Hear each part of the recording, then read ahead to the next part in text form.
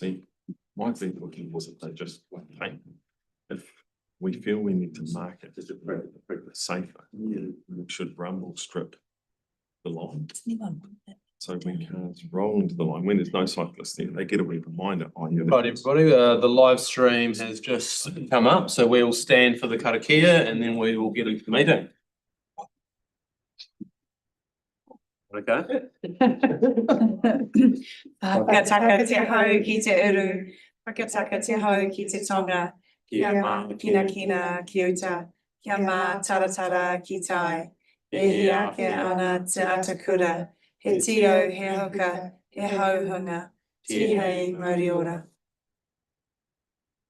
Right, good afternoon, everybody. The meetings start at 4:35 p.m. on this day, Monday, 20th of July.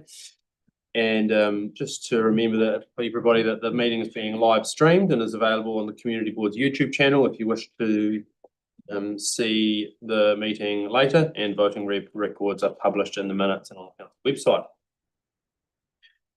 Right, first item on the agenda for the day is apologies. We have apologies from James Goff and Sam McDonald, but we have a mover for those. Bridget to move and David to second. All in favour? Against? Carried. Fantastic. Thank you very much. Declarations of interest. There has been no declarations of interest declared, so if anything does come up during the meeting, just flag it and we'll address it at the time.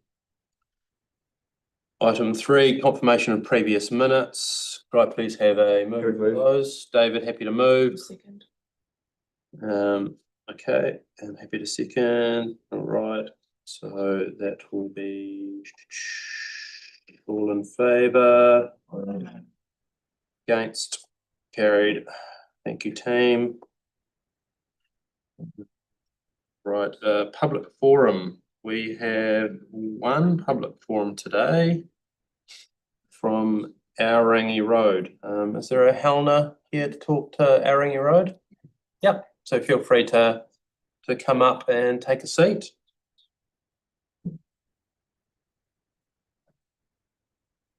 Just up the front. Yeah.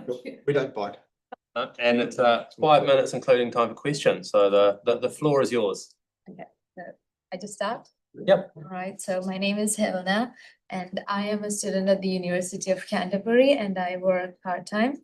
So I'm here on behalf of Anish and other residents from Aorangi Road, Waimāero. And Anish had reported repeated vandalism of cars.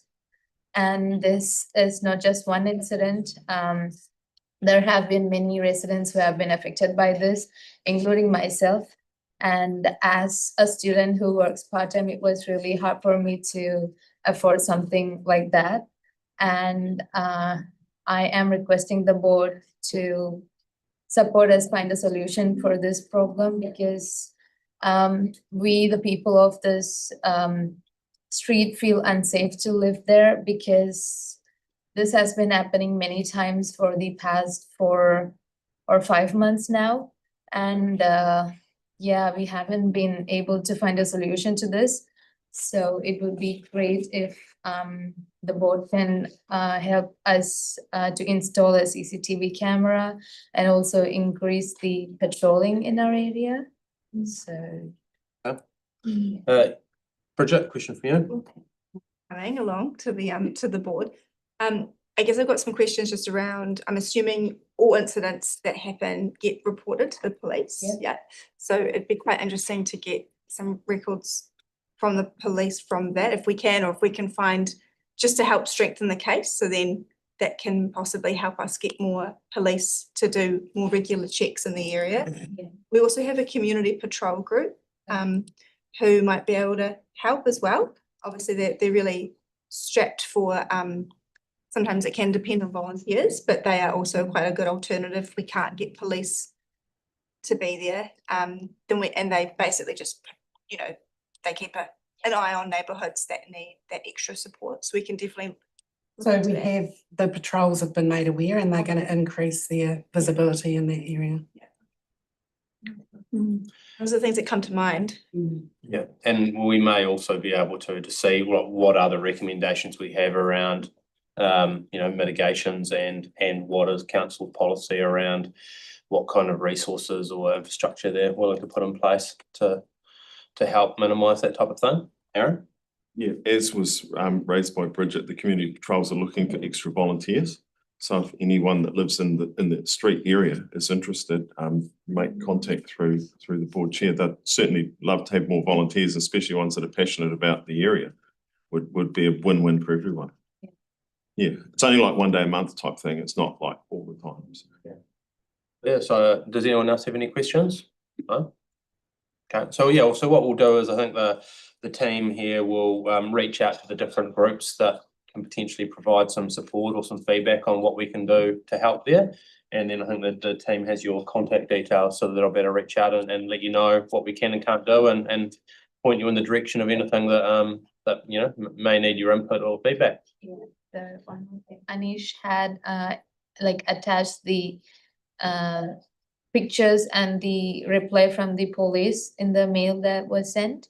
So Yes, I've got those. yeah, okay, cool. Sure, the board members get Thank you those. for listening to. Awesome. No, thanks for coming in. Yeah, sorry, it took me. Yeah. All right. With that, we move on to deputations by appointment.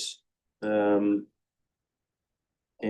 with that, we don't have any formal deputations, do we, Adam?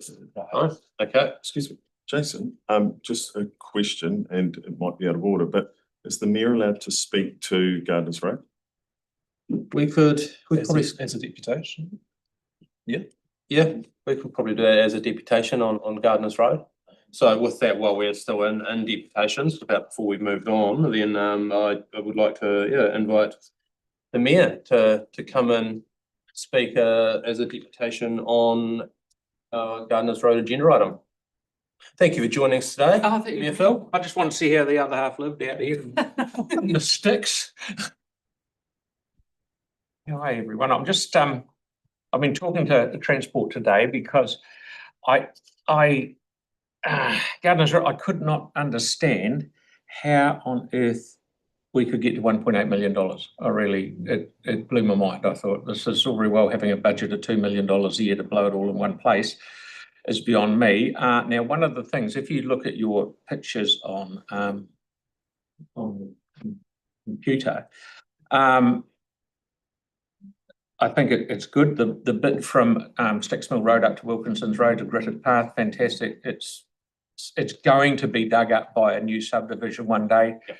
Makes no sense. I understand you guys want to put the path out in front of the stormwater basin as out on the side of the road, which is cool.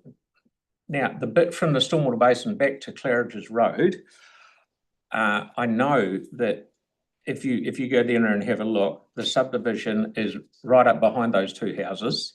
It will go out to Gardeners Road once the airport contour line shifts, which should be by Christmas.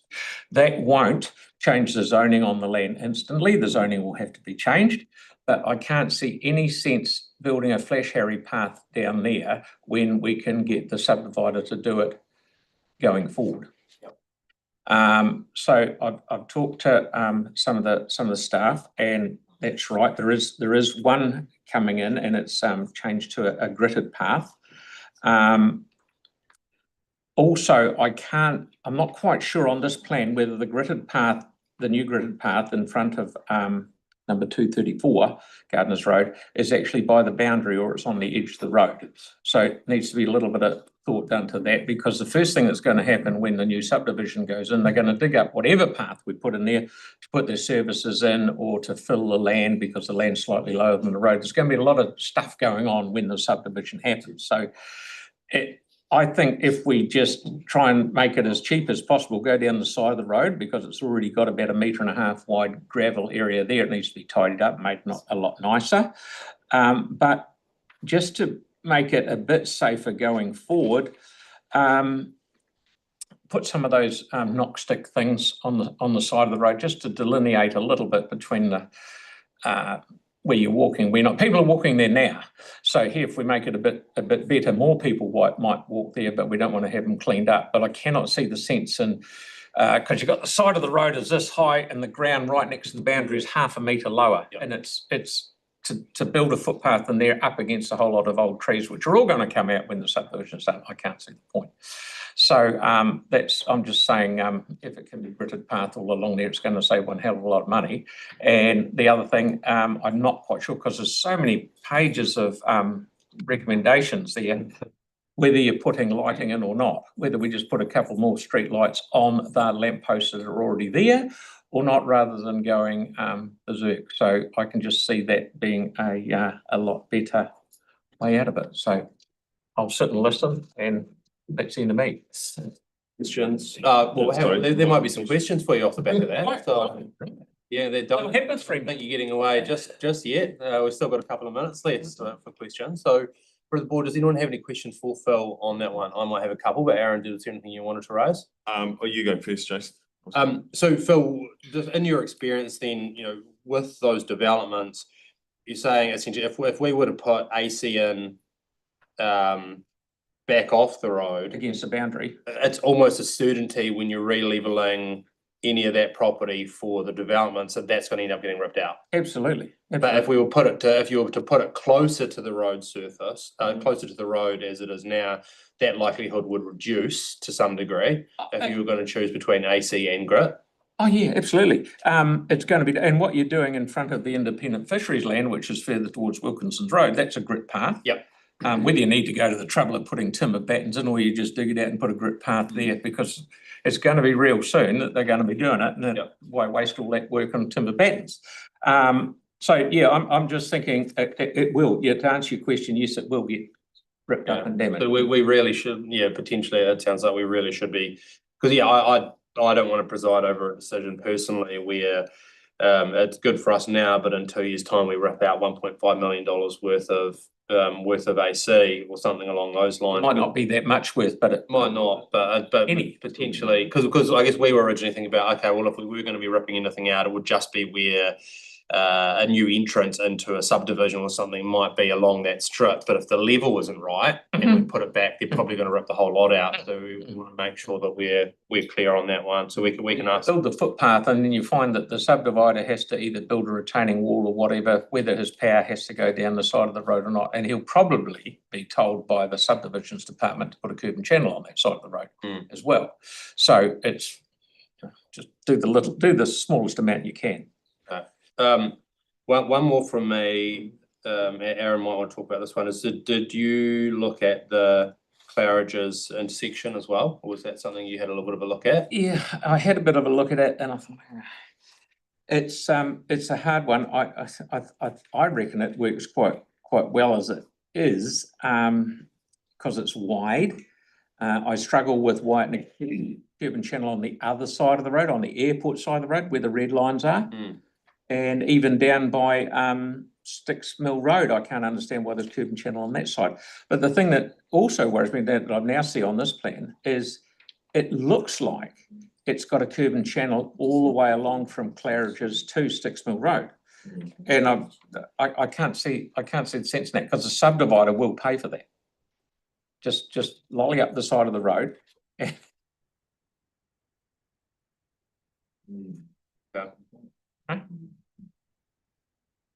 The bit in front of the wetland, make that asphalt, because that's not going to change. It's pretty spotty. Oh, yeah, good point.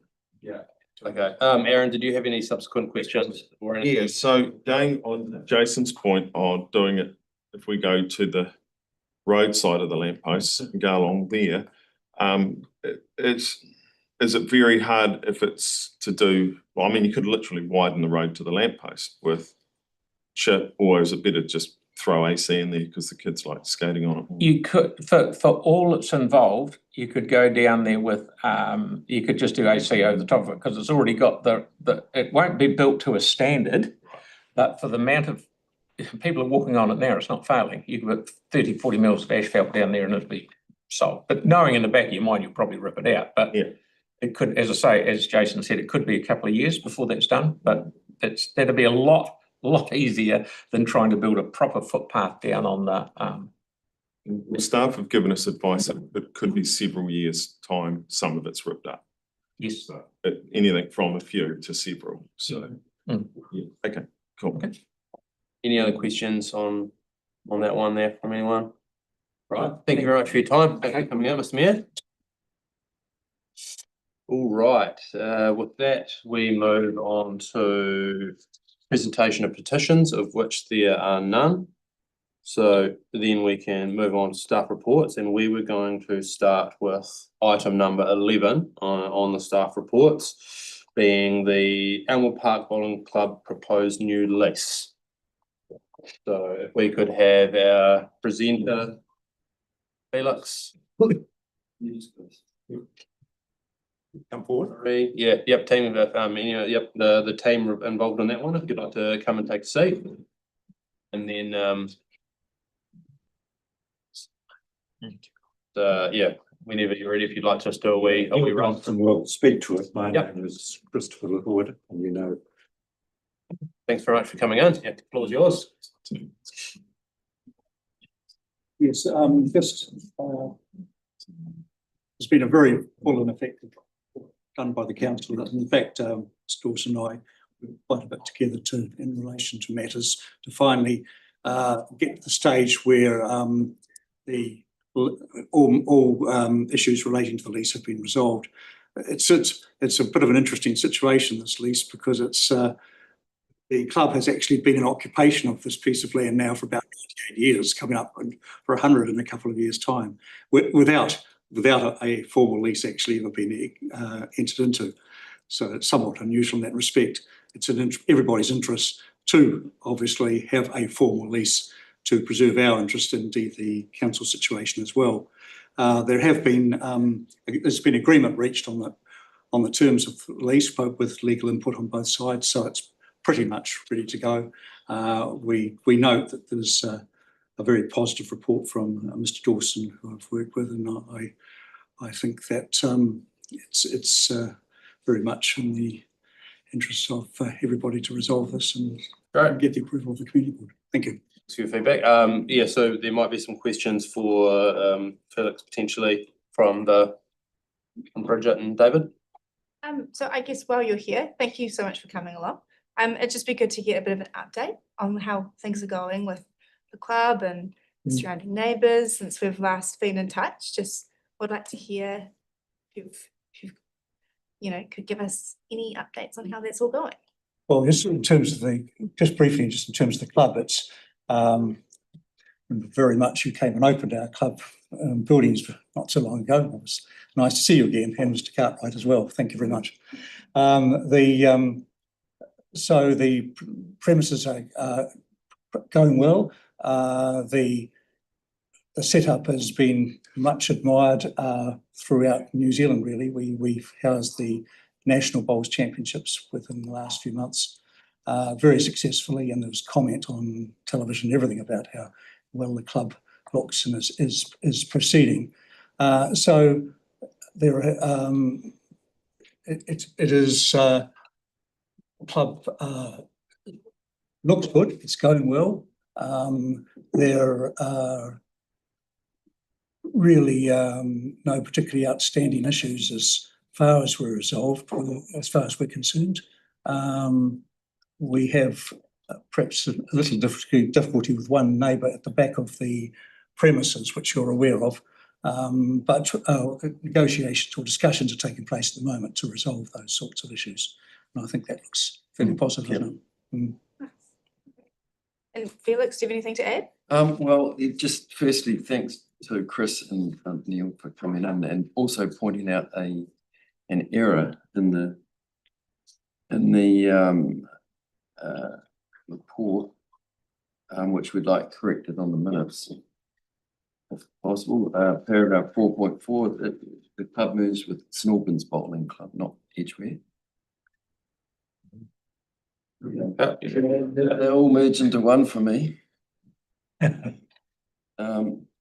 Anyway, in terms of this lease, it's very much as a straightforward ground lease as far as I'm concerned, but as we're concerned. But I'd like to thank the club as well for responding to to us over the last few years in terms of how they're managing it.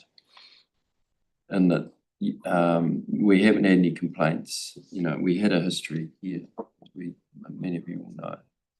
But in the last few years, they have been pretty well run it as a bowling club in the normal way. So, you know, we appreciate that.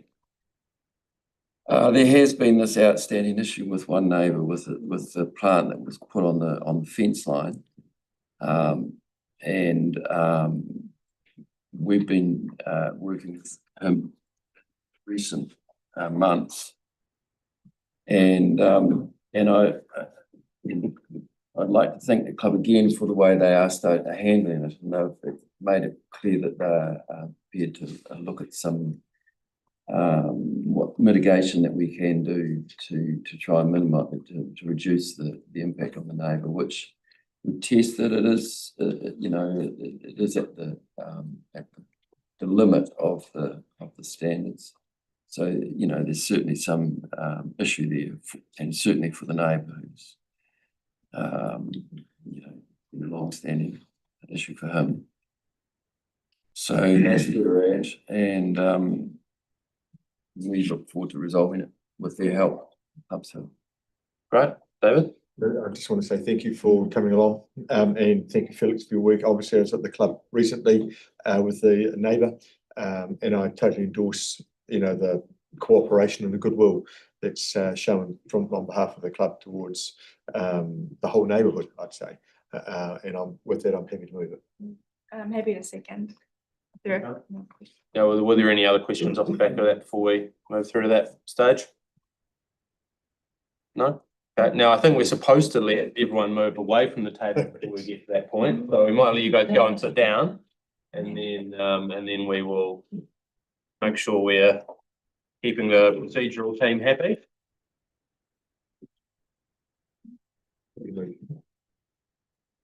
So from there, yep, David's happy to move and Bridget's happy to second. All in favour? Aye. Against? Carried. Thank you very much, everybody. Thank you for coming in. Right. Now, with that, we get into the meat of the agenda and get onto the Gardeners Road shared path. So if the team would like to come and take a seat, and we will move back to the regular order of the evening and start with moving to item number 7. Right. So would you like to just give us a little brief of, I guess, the project so far, and then maybe a good opportunity to ask some questions and even address some of the feedback that we got from the mayor from his perspective, and then give the board a good read and information to then see how we're going to progress things. Yes, sounds good. So just as a brief intro, I'm Catherine Jones. I'm the project manager. I've got my designer, May Wong, and my team leader, Matt Goldring, with me today. So the original report that came to the board in May had 2 stages. It had stage 1 and stage 2. Stage 1 was the section between Wilkinson's Road and Sticks Mill Road. And then stage 2 was between Sticks Mill Road and Claridge's Road and along Claridge's Road. So that report remains the same as was presented in May. The board asked us to go back as staff and look at an option for stage 2 to narrow the path from 2.5 meters to 1.8. And so staff went back. We looked at that option, we costed that up, and we provided that as a supplementary memo to this report. So that's on towards the end of the agenda. A couple items that I will highlight as well is, since we got the direction from the board to go back and look at that option, we found out that the section at 234 Gardeners Road had a consent for development that had been put in.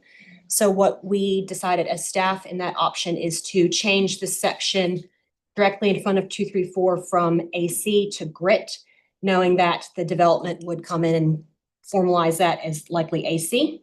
It also came to our attention just today that there's another consent that has come in at 250 Gardeners Road, which is directly north of 234.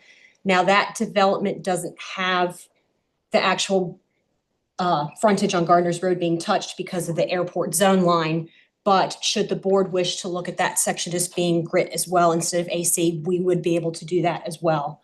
Another thing I'll mention too that's not in the report is we are looking to get back 63% in DCs. That contribution would not be included as part of the budget for this project, would just come back as funds to the council. Otherwise, I'm happy to answer questions and If possible, it'd be good to maybe separate the two stages, stage one, Yeah. stage two. yes. How about we, I've aim for us to do that. So how about we consider, is the board comfortable to consider stage one and just get that one out of the way and then move on to the second stage, which I think is potentially. So Sticks Mill to Wilson's? Yes. Stage one. So just a question on that, if I may, No. Jason. So where it merges in and the shared path comes together by the creek, can you see that? Oh yeah, you got your pen on that? Yes. Why would we not just where that starts from there to the corner have AC if we're doing AC on the other side of the road? Because there will be no changes in front of the creek as far as footpaths or AC and that goes. So I think Or is that what your plan is there? It's hard to tell. yeah, so basically probably around the curbing channel, we could look at AC. Yeah. And then grid on either side, because that's gonna be, it's like a cycle bypass as well on the creek for. Oh, I see. And so it's got one of those drop downs at each end. Yep. Yeah, because So- that part of the road is Yep. quite too tight for cyclists. Yeah, Yep. there's the road shoulders, so we decided to onto the so that bit is the sheer path, because yeah, we're bringing in a cycle from the road to bypass the Yeah, so that bit is there. So then that there would be asphalt. But it's not marked on here as asphalt, but you'd do it as asphalt. Where our designer looked at it, it's probably need to be, we need to consider asphalt Right. in this area. So yeah, so then the question is, would we not just carry the asphalt to the corner? And carry the shared path to the corner, to the crossing point, to the thing, or do you think the cyclists want a separate right there? That was all. I guess the whole grid path was designed to be just a pathway, so we don't sort of want to encourage cyclists to stay on it and use the crossing. Okay, so yeah, so it sounds like it wasn't considered to asphalt that all the way to the corner. Awesome. It's something we could consider in detailed design though. So then the question would be, if a developer, when they go to do that section there, is there likely to be entrances into that subdivision on that corner, leading into that corner, to that last 50 metres? Is that likely to have any vehicle entrances there? Because if it doesn't, then it might as well just be done once, done right. But if it's going to be carved up, then great. Something we could look into if there's a likelihood, we'll leave it as grit. If not, we've got some certainty. Yep, that'd be cool. Yeah, because then you might as well do it once, do it properly, do your thing. Yes, so we would want to put in terms of our decision here that Yep. we would just request as a part.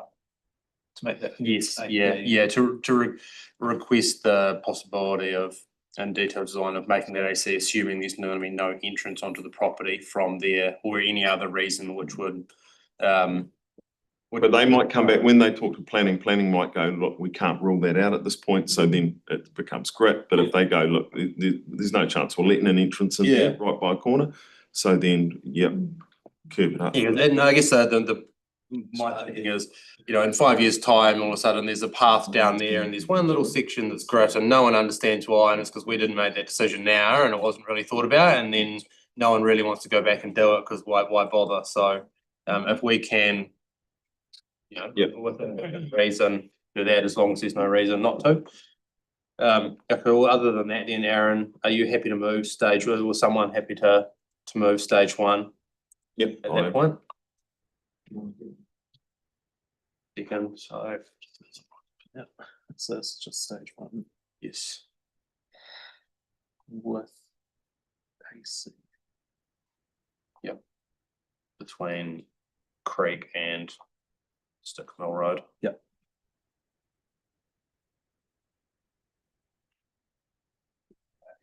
us to write that up, or do we wanna move on and come back to that? How do you wanna do that, Aidan? Just give me a minute and I'll type it up here properly. Right, so Aidan's just going to find that and type that up for us. And then while he's doing that, should we keep the conversation moving on to section 2? Okay. And so in stage 1, just clarifying, we're happy with all the yellow lines and all the other markings, everything's all good. Yeah, I think where they are. Makes sense, everything makes sense, eh? Yeah. So yeah, so no, we don't, no other suggested changes to stage 1. And we've got to move over in a second to that when we're ready. So with that, then could we, Aaron, do you want to kind of lead the conversation out on?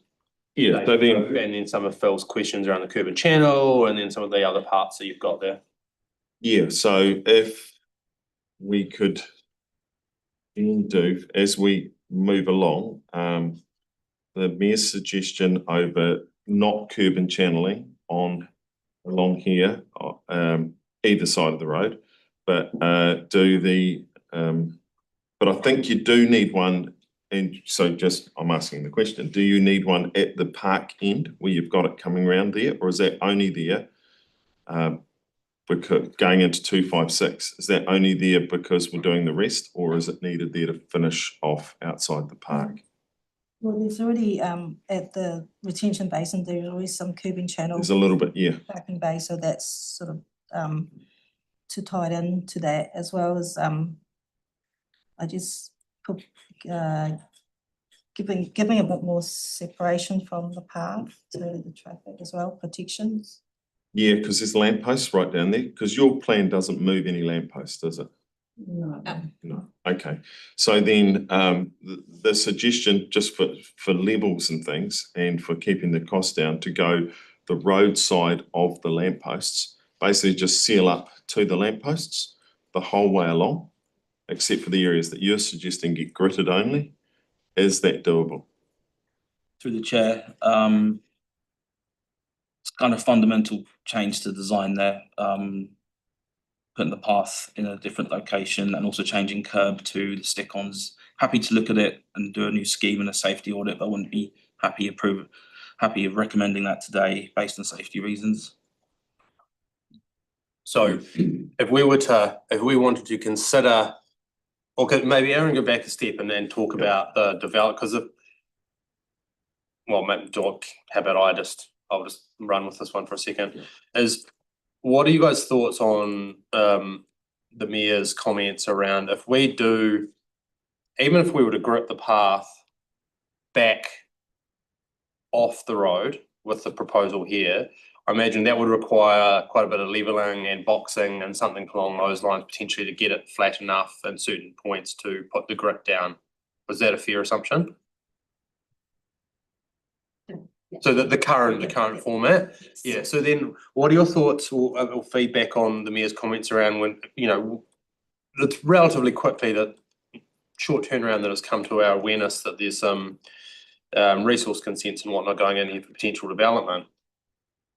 It sounds like it's quite likely in the next couple of years if we went with either a grit or AC build out along that section right now, that any of that work that has to be done to level and backfill that back section based off of the lie of the rest of those developments, if a developer comes in and has to do a whole bunch of work leveling these sections and aligning with the road, et cetera, that we might end up having to rip out, well, they might end up having to rip out and undo a bunch of the work that was done there. Just to confirm, it's outside 234? Yeah, I guess essentially anywhere between 234 and 256 there, right?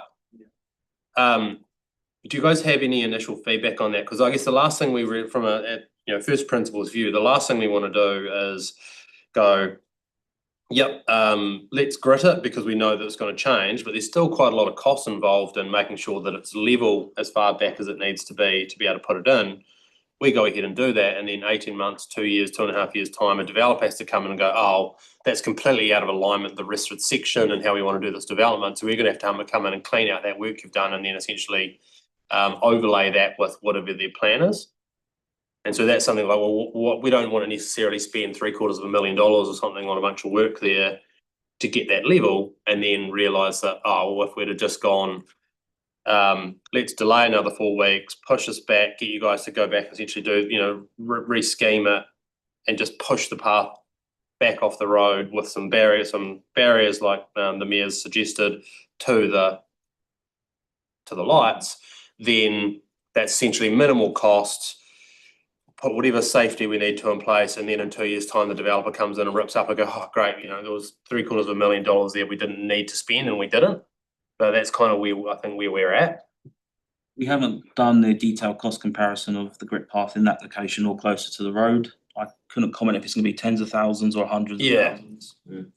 But there is a safety implication of that path being close to the road, 100%. Yeah. That's what I know at this meeting. I can confirm. I can't. Yeah, okay. We'd have to go away and do that cost comparison. Yeah. Aaron, Ben first. Yeah. Just a question, if you had known about the new consents that we've become aware of, would that have changed the approach that we took to the design? Only in terms of if it was grit or AC, the location would be the same. Yeah, location would be the same, but we would have probably done gritted rather than AC for, you know, between 234 and 256. Yeah. Yep. And would we have put curb and channel in?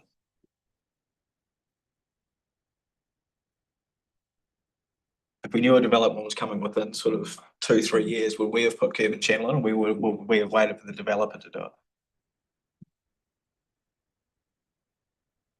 it? We'll probably check whether there's enough separation between the sites, carriages and the footpath.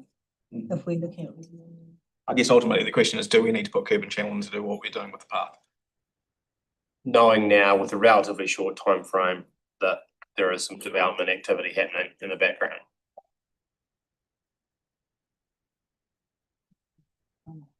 Yeah. Yeah, through the chair, probably not if we knew for certain there's development there. Okay. Yeah, knew where the entrances were. I was surprised this side of the road had curb and channeling anyway, because there's a camber in the road. So none of the water's going to go to the curb and channeling on this side. It all falls to the other side of the road. Because the road has a camber. Sort of protection for pedestrians. Oh, right. Yeah. Okay. Yeah. Yeah, and that's why in the mayor's suggestion and Sorry. in my one, Sorry, just to jump on that point. Sorry, did you say the curb and channel is going in to help with safety for? Just provide that separation from the traffic lane. Right. For pedestrians, and they're not walking so close along the road. Particularly with it being a 60K road there. And that curb and channel is intended to tie in with future road alignment, but yeah. Is that So can we have the path there without the curb and channel? We'll probably need to have a look. I can't. you couldn't give us a decision on that one now? I need to check. Yeah. And I need to go back. Yeah, I guess it is regrettable, and we really wanted to be able to come in here and make a decision on, you know, stage one's clear cut, so we can kind of move past that. For on stage two, we really come in here wanting to make a decision on that, but with the information we've got, you know, our board has a pretty strong aversion to regrettable spend. So, you know, I think if a couple of these questions, well, we haven't even got to talk about the intersection yet, so we'll move on to that in a moment. But knowing what we know now with a relatively short turnaround, it would be really good to understand, knowing that in 2 years' time that a developer might come in and want to re-level the whole approach to that road there, and with the curb and channel, if that's a cost which could be passed on to the developer, whether we should be taking the approach we're currently taking, or whether there is potentially a pared back approach where it's, hey, yep, let's grit this, let's take this option that's safe enough to make sure that we are comfortable from a safety perspective, and that minimises we get the result we're looking for and minimises the cost that we have to incur to get ourselves over the line. So because the grit's a temporary path, and that's the same as widening the road out to the lamppost, I only see that as a temporary path. This is a measure for an amount of time. my guess is, and going by the mayor's words, that throwing asphalt literally on top of what's there, it's a scrape and asphalt straight on, is cheaper than gritting on the other side because of all the build-up work that you've got to do. Because half a metre of fill and stuff like that, it really does add up. And what's supporting it on the fence side? Well, the retaining wall or something, right? Retaining walls are never cheap. So even half-metre ones.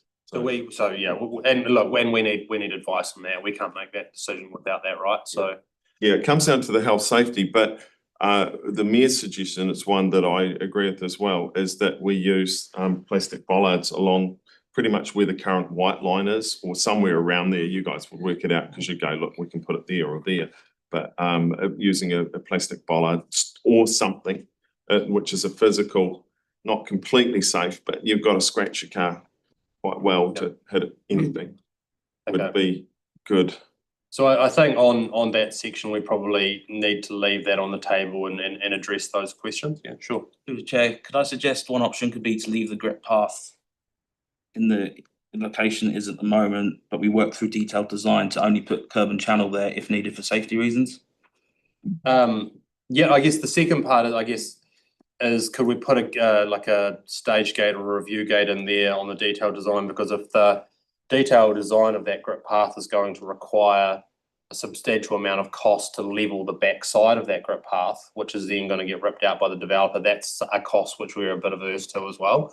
So we're not like, that is one of the, I guess, relatively material components. So if we find that, hey, with what we know, with that in mind, if that cost is going to be $500,000, $750,000 worth of work that could get undone in 2 years' time, we don't want to do that. But if you find out that, actually what it would cost us to do that is relatively minimal, and we can go ahead with that, then like, how do we do that though, Aidan? Because if we're approving that conditionally, what is there a mechanism for that? Because if we approve it and you guys go, I was $750,000, it's been approved, but we haven't triggered a condition, then it can just be gone ahead and done anyway?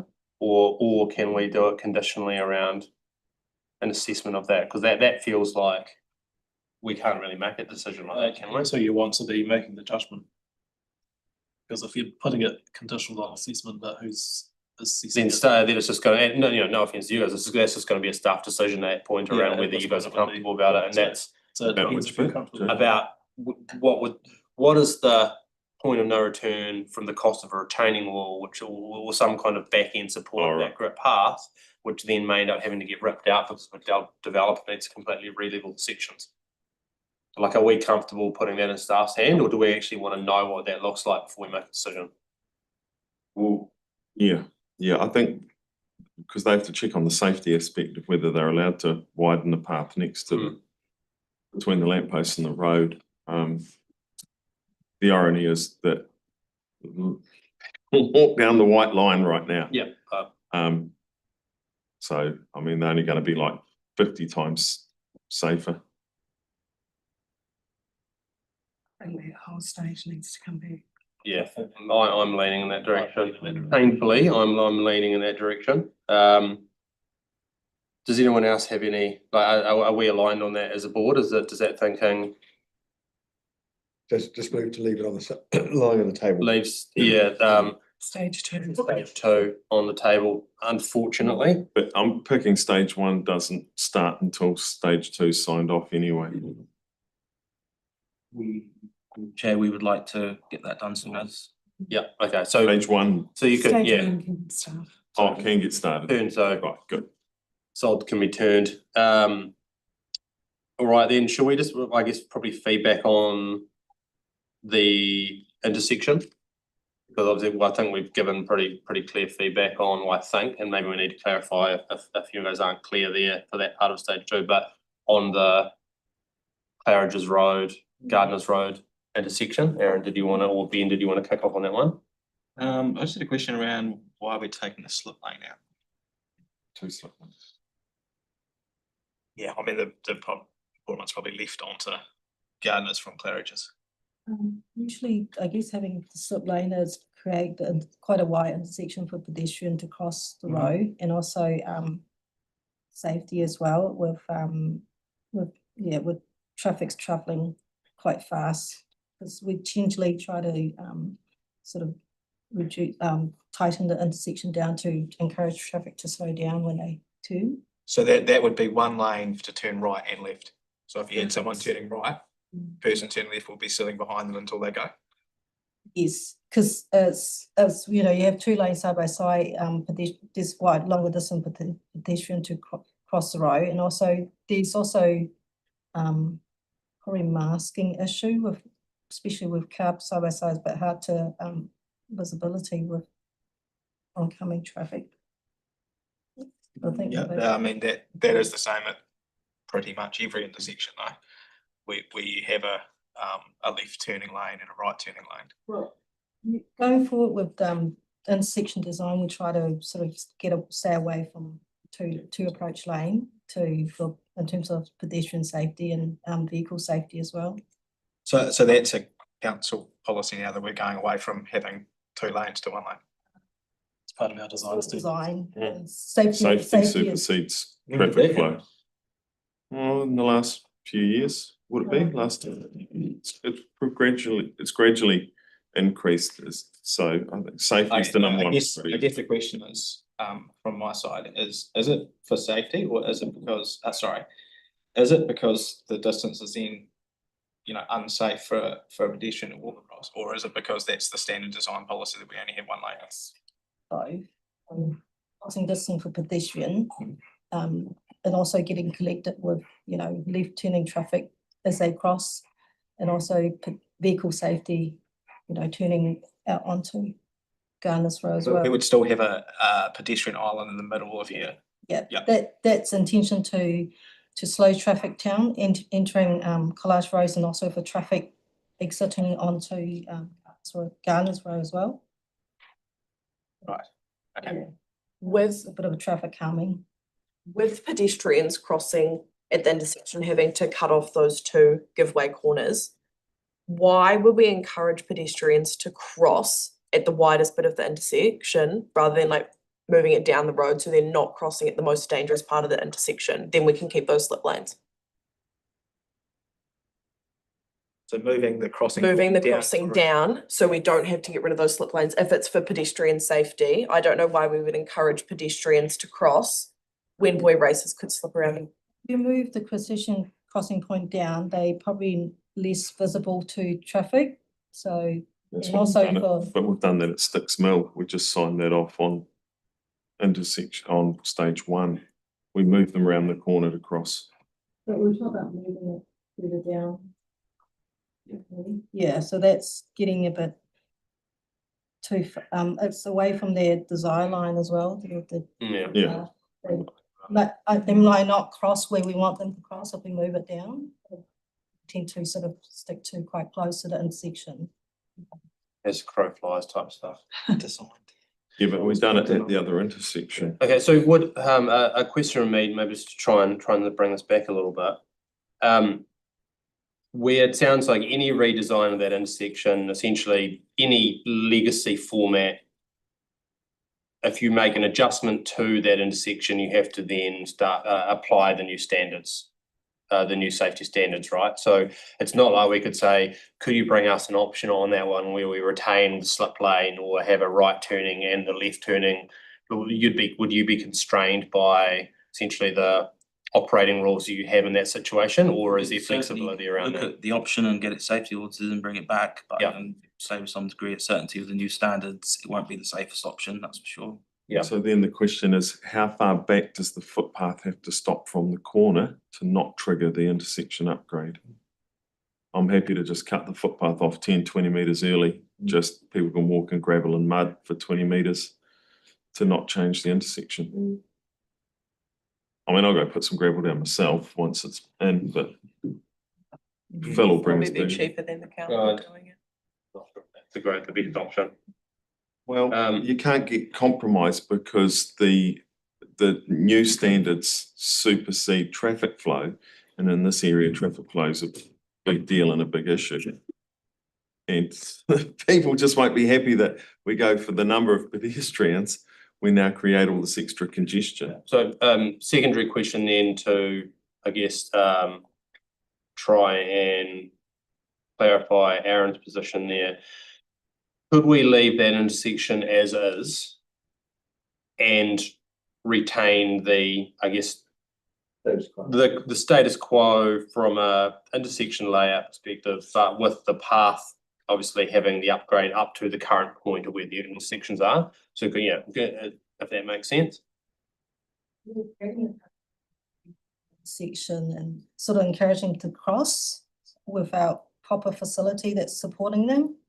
That's the crux of the question though, because as you've said, we're funneling people across the road at that point. No, they're saying that because currently, say you got 20 people a day walk down there, it's probably going to increase to 40. Yeah, that's fine though. And no, that's the same as the railway line issue we have. As soon as we bring people down a path to a railway line, it triggers the upgrade. That's the rule. As soon as you increase the number of people going across the path, it triggers. My question is, we've got this here and we've got crossing point is here. Oh, sorry, here. Yeah. How far down this way do we have to bring that crossing point so we can retain that left-hand slip lane? So how far down this road we have to put that point so we can keep the slip lane? Yeah, so you might not be able to answer that question now, but potentially, if we're coming back anyway for section 2, could we get an analysis on the safety implications of answering that question? Yes. I think the board would probably like to see that, and then it becomes obviously if it's legally allowed, but there's a strong safety implication that says no, we shouldn't do that because this is why. Then I think that probably arms us with, because if it's a safety versus traffic flow, and we have all the information there, at least then we're armed with the information to make that decision. David? Paraphrase what Jason said. Can we please come back with a design that ensures the slip lanes are still in situ whilst still introducing a footpath and keeping everybody safe? So we need a design that satisfies all stakeholders, cars and pedestrians. Right. Through the chair, we can come up with an option. Yeah. In short, that's what we're asking. Yeah, thank you. Yeah, it just moves this way a little, but it's how far it moves it, and they'll work it out. They'll measurements and go, look, we can get away with it 3 meters, but they might come back and go, look, it has to be 20. And just an interest question: are the standards a council thing or are they an NCTA thing?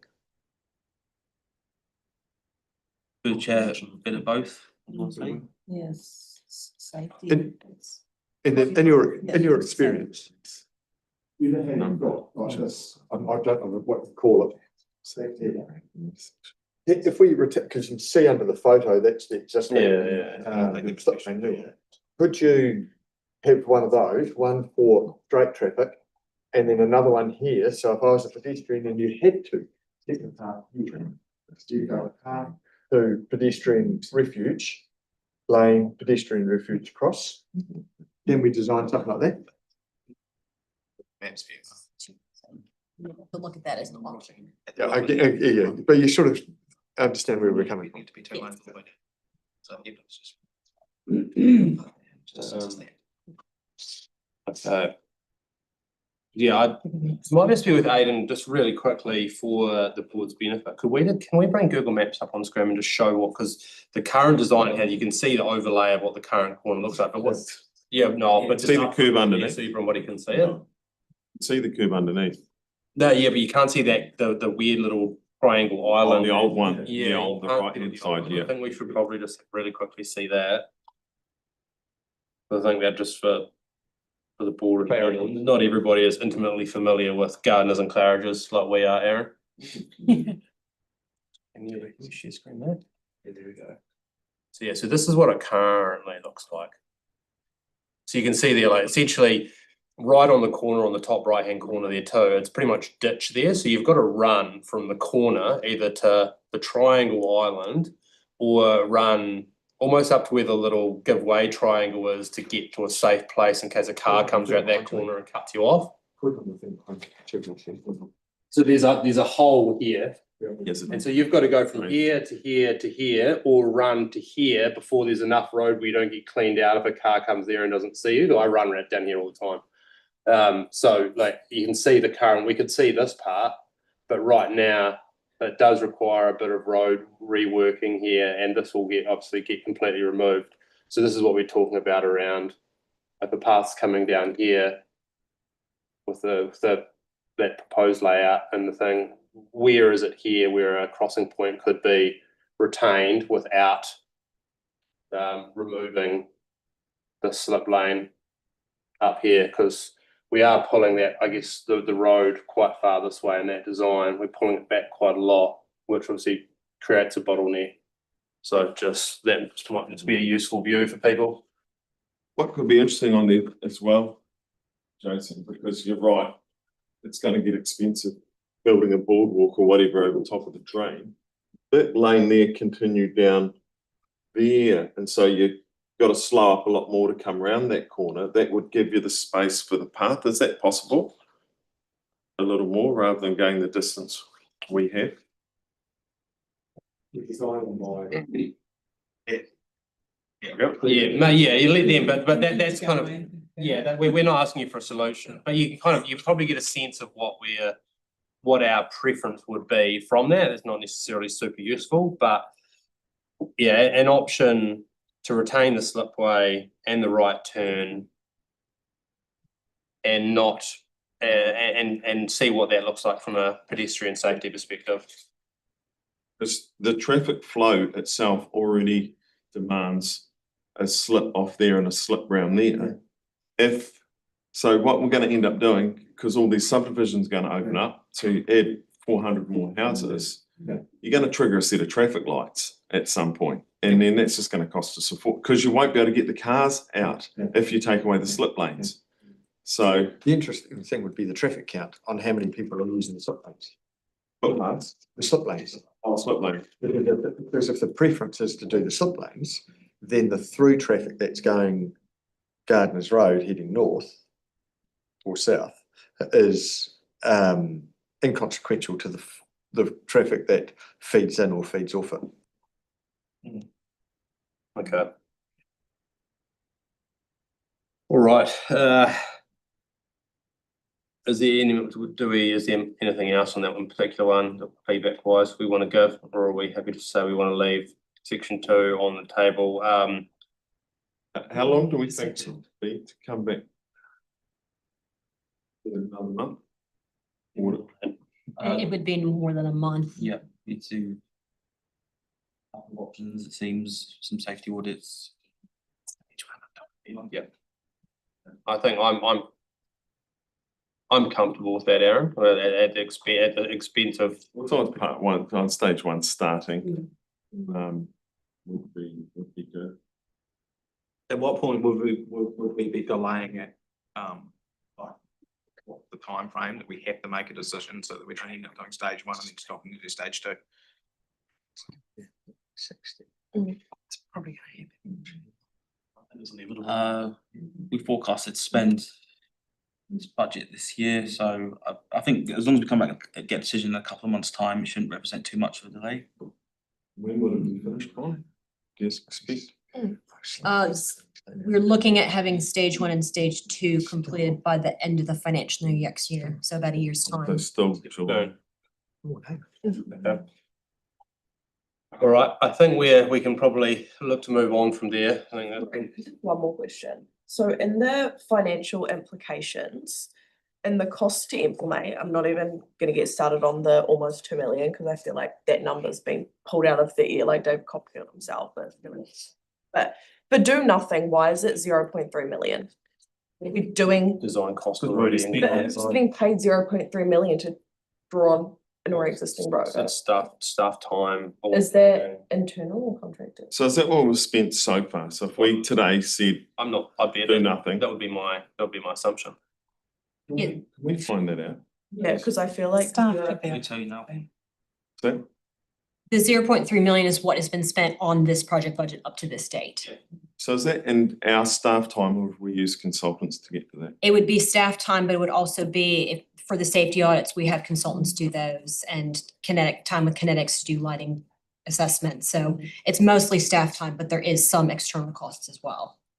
Can I get sent a breakdown of that? we had the infrastructure working group, and it's just $300,000 is an eye-watering number. And I know this is on every project around the city. This is not picking on this one, but this is in my ward. Breakdown on ours. What's that? There should be a breakdown on ours. Yeah, to where that cost come from, because we've got to stop just over. Is that information available? Is that something that can be provided to the councillor?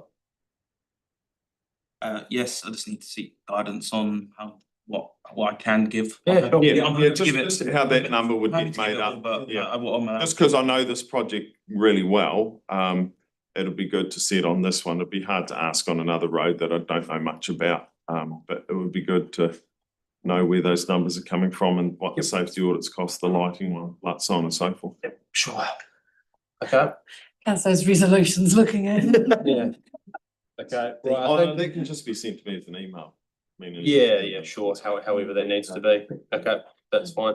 Right, well, I think let's put a line under that for now, and let's just move on to approving stage 1 and leaving stage 2 on the table with obviously our feedback. Now, I'm not sure, Aidan, how the communication of that feedback back to the team so they can take that away with them. Put it in the resolution. You put it in there? Okay. I've kind of boiled it down to this, if that looks okay. Claire, just have 2 hours. Stage 2 and the intersection. One. Is it 1? Well, it's 1 on the map, so. Unless there's 2. 3 sons died in World War One. That'll get you a road name.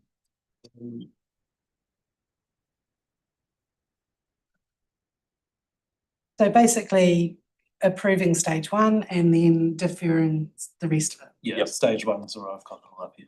Yes. Sorry. Do we want to put a time frame around when we'll get that information back? What information? Sorry, just getting, Stage sort of, because we're putting this on the table, right? And so do we know when we'll get it back on the table? Well, they're saying it's potentially probably between 1 and 2 months. 2 and 3. 2 and 3 months. Between 2 and 3 months. Do we want to include that in there?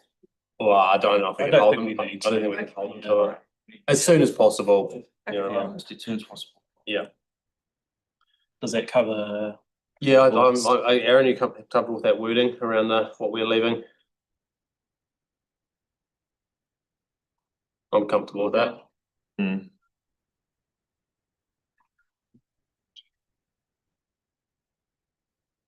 Through the chair, can we clarify the width of the path? 1.0. Well, yeah, well, you just go, for the one we're saying next to the roadway. Yes. Yeah, roadway to lamppost, it's approximately 1.8, the odd lamppost might get you out to 2, you might be 1.7, just would obviously paint the lamppost white as well, so when you're on the path, you don't hit them. Can I clarify with that new design for stage 2 or whatever is not going to have an on-road cycleway? Yes, we want No. to. That's a good point. No Yeah. on-road cycle. We want, so we don't want the on-road cycleway, we don't want the yellow lines. Stage 2. I don't think we need the yellow lines, Yeah. but the on-road cycleway marking, how does everyone feel about that? Well, I think it steers people away from Shared the path. shared path. Mm. If you're a confident cyclist, you're gonna ride down there You're anyway. legally allowed to ride on the road. Yeah, of course. Yeah, of If- course. If we're putting in a shared path, I don't know why we also need to spend the money for a cycleway. People can already cycle down the road. If you don't want to cycle down the road, use the shared path. It just seems like a waste of money. Yeah. I have another position, but that when we do the painted ones, that the roadside line should be a rumble strip, but that should be on all painted ones. So then motorists notice, because it's so easy to just roll over green paint, but if you've got to go over green paint, you're going to think twice inside, but that's a different conversation. How do you go? You not hit them. Okay. Need to fall asleep in your car at night a bit more. Right. The wee snooze, not a long one. Let's keep things moving here. Got a couple more agenda items to try and get through. Right. I think we're ready. Yeah, I'm okay. I'm happy to move that if there is someone else willing to second that one. Lucy to second. All in favour? Aye. Carried. Thank you very much, team. Thank you for your patience. Thank you, appreciate it. We eagerly look forward to seeing next draft. Right, with that, we move on to, let's keep things moving, local play space renewals. Warwick and Ferrier Park concrete plans. We have Barbara. Kia ora. Thank you for your patience, and the floor is yours.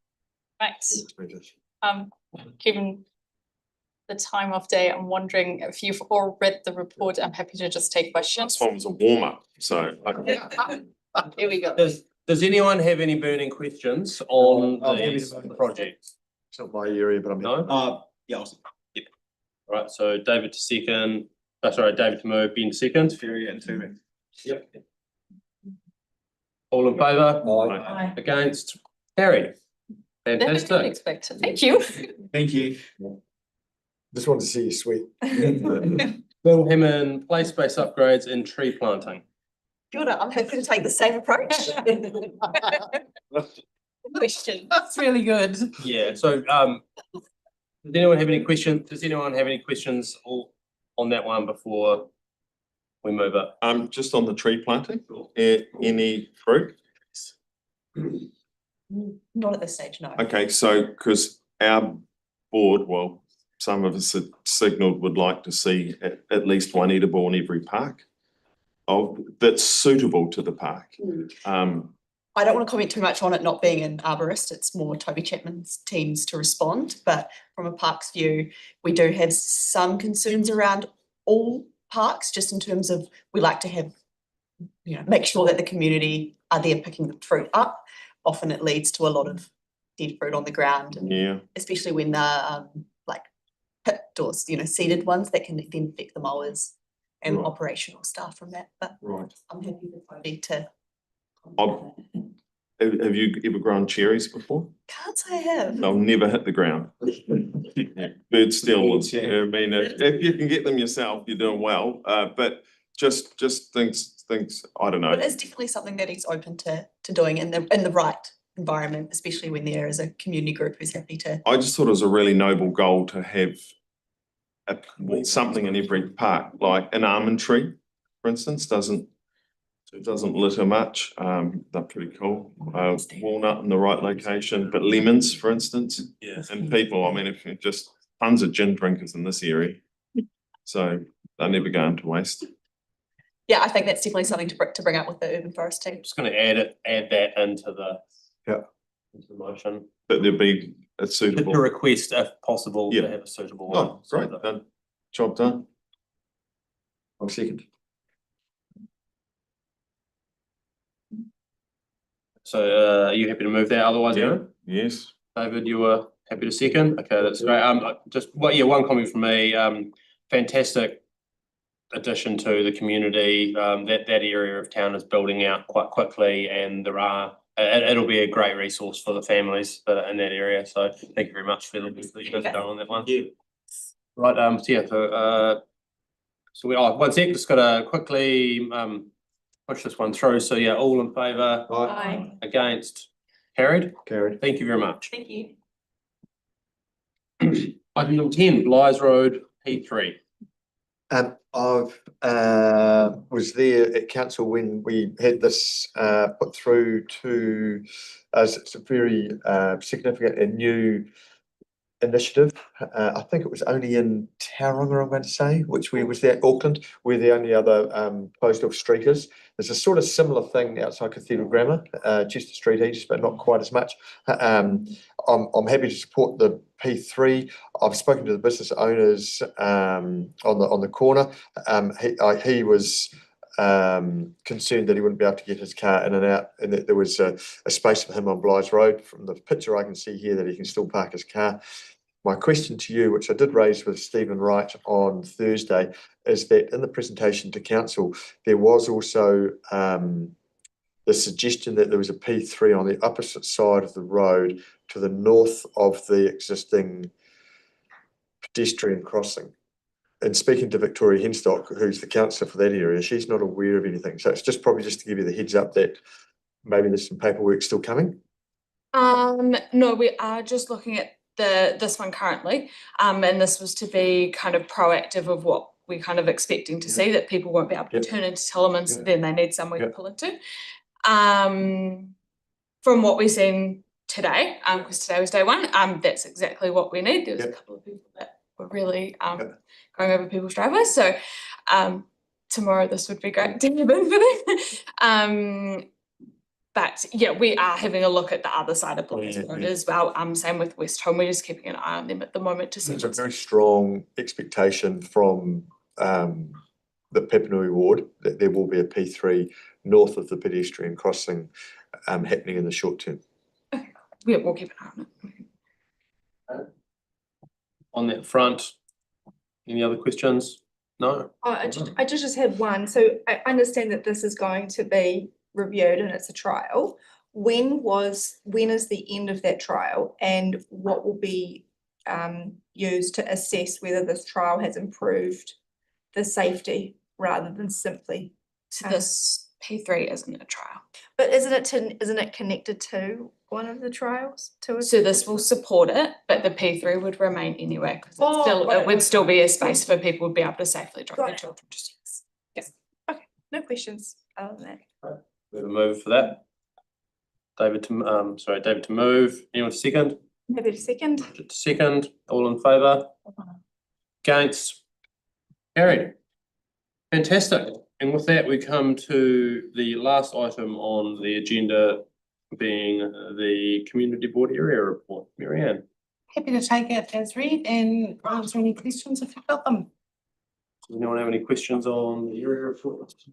I actually do have a question, just on the Community Network Liaison meeting. If it's possible to ask a question about that.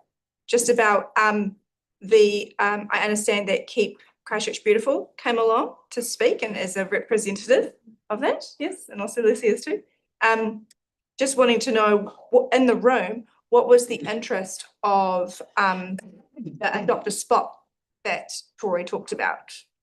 Was it that there's already enough on everyone's plates because they're very busy community stakeholders doing great things already? Or was there some appetite? There was some appetite, yeah. It's just a matter of informing people, getting those communications between the two and extending it wider, because no one knew about the clean-up in Bishopdale. Right, yeah. And it was like, oh, well, if we'd let more people know, we would have had more people turn up to clean up that spot. So, you know, when you're adopting and cleaning up spots, it's about the communications between us and them. So we're working on that. Cool, awesome. Okay, thank you. Anything else from anybody? No? Okay, well, move that one, don't we? Yeah, I'm happy to move that one. Second, Ben's happy to second. All in favour? Aye. Against? Carried. Thank you very much. And elected members information exchange. Does anyone have anything to share this meeting? Sharing. On Friday, Bridget and I, we had morning tea with Hamish Campbell, the local MP, and met a number of people from Citizens Advice. Oh my God. The security people that go do the nighttime driving. City Mission. And one other entity, I forget, and sort of identified all the issues that we've got in the neighbourhood, but they seemed really happy and positive with sort of some of the feedback they're receiving from the community. It was good opportunity just to hear different feedback from within our ward. Right. Anything for anyone else notable? This is just a random. I went and spoke at the Senior Citizens MAC group, and we talked about the community board, and it was just really interesting. Most people did not know what community board they lived in. I just found that really, and so there's nothing, I mean, I know you can put on the website, I haven't had a look, is there something you can put in that if you put your address in? Yep. And so these people were a bit older, so they don't obviously don't even know it's a MAC group. I just found that really interesting. and just thought, wonder how. Don't know how else you would It's do it. it's very hard to get that communication out there. But I mean, these people have lived in the area for a long time, so I didn't know. It should be on your rates as well. I was just gonna say, I think your rates notice has brought more during. It does, doesn't it? On there? Yeah. Not sure. Okay. All right, well, if there's nothing else then, we can move to the closing karakia and then into our information session. Great. I'll stand for that, please. Una here, una here, una here, kisi uru tapanui. Kia wātea, kia mama, tinako, te tinana, te wairua, i te ara takasa. Koi ara e rongo, pakakairia ake ki runga, kia tina, hui e taiki. Thank you very much, everyone. With that, we close the meeting at 5:50 PM. We can move into our information session. Is that get recorded?